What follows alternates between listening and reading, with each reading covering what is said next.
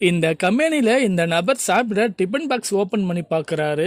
அதுல சாப்பாடு ஒண்ணுமே இல்ல. அப்புறம் இந்த கம்பெனி மேனேஜர் சாப்பிட வர்றாங்க. இவங்களும் அவங்கள பார்த்துட்டு அந்த டிபன் பாக்ஸை மறைச்சு வைக்கிறாங்க. பக்கத்துல உட்கார்ந்திருந்த நபர் அந்த நபரை பார்த்து, இன்னைக்கு என்ன கெட்டுப்போன சாப்பாடு கொண்டு வந்திருக்கிய அப்படின்னு சொல்லி கிண்டல் பண்றாரு.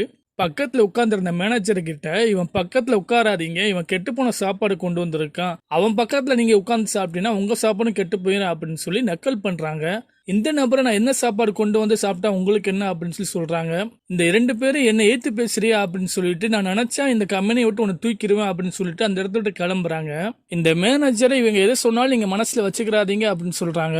இவரும் சரி அப்படின்னு சொல்லிட்டு, நான் ரெஸ்ட் ரூம் போயிட்டு வரேன் அப்படின்னு சொல்லி அந்த இடத்த விட்டு கிளம்புறாங்க. கொஞ்ச நேரம் கழிச்சு இந்த நபர் வர்றாங்க. அப்ப இவங்களை பார்த்துட்டு அந்த 2 பேரும் இங்க வந்து உட்காரு, இல்லைன்னா அவ்வளவுதான் அப்படின்னு சொல்லி மிரட்டுறாங்க. இவரும் பயத்துல என்ன செய்யறாங்கன்னா பக்கத்துல போய் உட்கார்றாங்க. உடனே இவங்க என்ன செய்யறாங்கன்னா, உன்னோட டிபன் பாக்ஸ் தான் என்ன இருக்குன்னு பார்க்கணும் அப்படின்னு சொல்லி இவர் கொடுக்க மாட்டாரு. மறுபடியும் என்ன செய்யறாங்கன்னா, அவங்களோட கையில உள்ள டிபன் பாக்ஸை பறிச்சு பார்த்துட்டு அதிர்ச்சி ஆகுறாங்க. உள்ள வந்து என்ன இருக்குன்னா சப்பாத்தி இருக்கு. இவருக்கே ஒண்ணுமே புரியல, இந்த சப்பாத்தி எப்படி வந்திருக்கு அப்படின்னு சொல்லி நினைச்சு பாக்குறாங்க. இந்த சப்பாத்தி எப்படி வந்துச்சு உங்களுக்கு தெரிஞ்சா கமெண்ட் பண்ணுங்க.